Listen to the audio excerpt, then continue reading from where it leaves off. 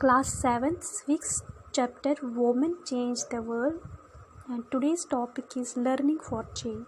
Students, आज सारी females पढ़ी लिखी है। मैं एक फ़ीमेल टीचर हूँ जो आपको पढ़ा रही हूँ। Doctors, engineers, scientist, police officers, army officers आज फीमेल्स हैं।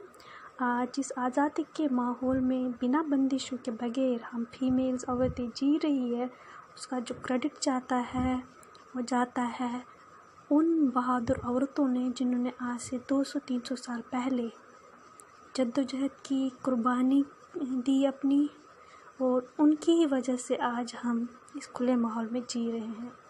आज से 200-300 साल पहले औरतों को कुछ सोसाइटी में बाहर जाने की भी इजाज़त नहीं थी, तो पढ़ाई तो दूर की ही बात थी। आज हम उन्हीं कुछ औरतों की ज़िंदगी और उनके मुहिमों मोमेंट्स के बारे में पढ़ेंगे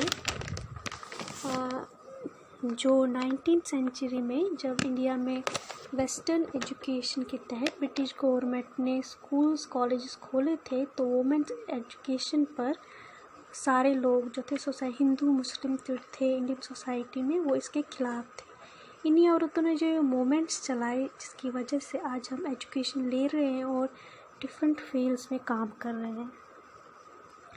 कुछ सोशल रिफॉर्मर जैसे राजा राम मोहन रॉय और भी हरिश्चंद्र, उन्होंने गर्ल्स एजुकेशन के बारे में लोगों को समझाया, जिसकी वजह से कुछ ही लोगों ने अपनी लड़कियों को स्कूल भेजना शुरू कर दिया।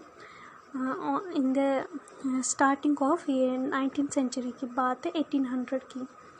बाकी जो ज़्यादातर लोग थे उस टाइम, उन्होंने पढ़ाने से मना कर दिया, लड़कियों को पढ़ाने से मना कर दिया।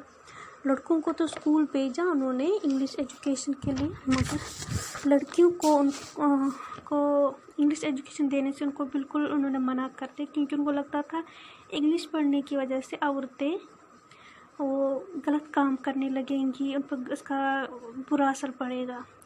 कुछ औरतें थी जिनको लोगों ने घरों में पढ़ाना शुरू कर दिया। कुछ औरतें थी जो चोरी छुपे पढ़ने लगी थी। पंडिता रमाबाई जो एक मराठी सोशल रिफॉर्मर थी ने उस टाइम 1882 में कुछ गिनी चुनी औरतों में से एक थी। उन्होंने 1882 में पुणे में वुमेन्स एजुकेशन को बढ़ाने के लिए ऑर्गेनाइजेशन बनाया, ताकि वुमेन एजुकेशन को प्रमोट किया जाए पुणे और बाकी जगहों में। ऐसे एक और मराठी औरत थी आनंदी गोपाल जोशी, जो इन सब सोशल रिफॉर्म्स के एफ़र्ट्स की वजह से और अपने हस्बैंड की सपोर्ट की वजह से 1886 में वो अमेरिका जाकर उन्होंने MBBS की पढ़ाई की, यानी कि मेडिकल की पढ़ाई की, और वो इंडिया की पहली फीमेल डॉक्टर बनी। रुकैया शेखावत हुसैन जो एक बड़े बंगाली ज़मींदार घराने से ताल्लुक़ रखती थी, उन्हें भी पढ़ने लिखने से रोका गया था।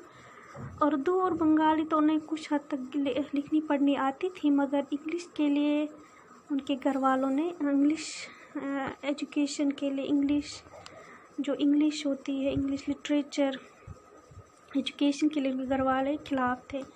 तो फिर उन्होंने चोरी छुपे इंग्लिश सीखी, इंग्लिश लैंग्वेज सीखी, पढ़नी और लिखनी, और वो आगे चलकर एक बहुत ही उम्दा इंग्लिश राइटर बनी।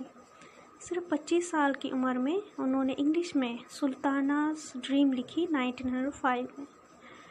उन्होंने भी वुमेन्स एजुकेशन के लिए काफ़ी एफ़र्ट्स लगाए, और 1910 में उन्होंने कलकत्ता में गर्ल्स स्कूल लड़कियों के लिए खोला, जो अभी भी चल रहा है।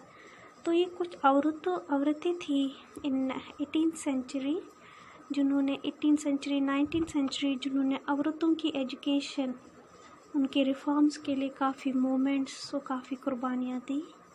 Thank you.